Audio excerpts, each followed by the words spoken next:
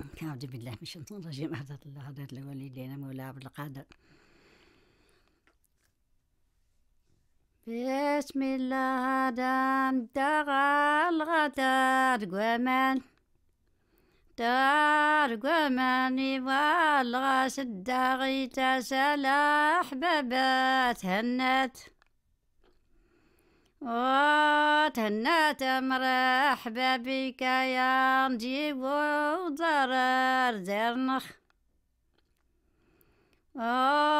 زرنخ لا إله إلا الله أمر غرور الدنيت. So my name is Sumia Eid El-Haj. I was born in Morocco. I was born in a little village called Zawi Sidi Bled. It's in the south of Morocco. If you know Marrakesh, the south of Marrakesh is a city called Ouarzazate.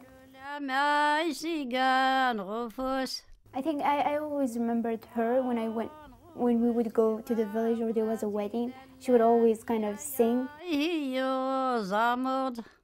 But I think it was only when I was taking Professor Garcia's class that I was seeing myself writing about the village so much and wanting to preserve a culture. But I think when I was talking to her that the idea kind of was in my mind. I always wanted to do something for the amazigh culture.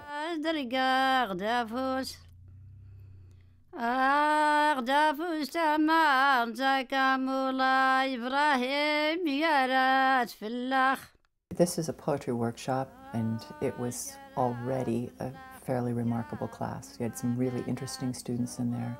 The first day of class, they write right away, and then they read it.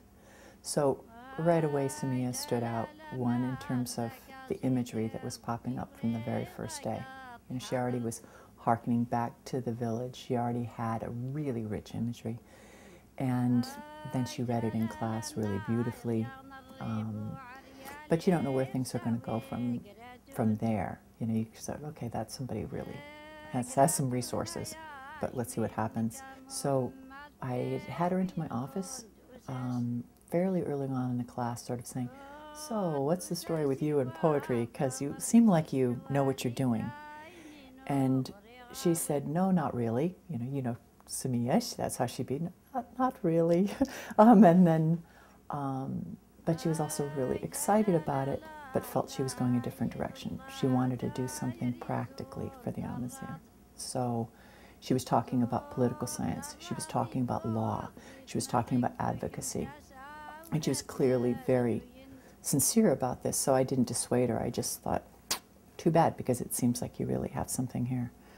And then sort of watched her for the rest of the semester, and we spoke a few times, and on the last day of class she told me that her grandmother was a poet, and that it was part of this oral culture. And so then I said to her, have you thought about getting this down and preserving it? Wouldn't that also be a way of advocating for the amazigh?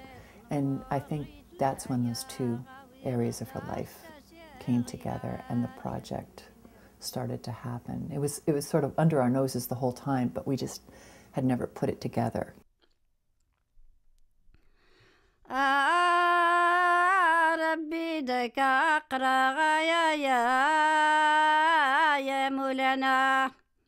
أصرت لا يبين لوين كيوان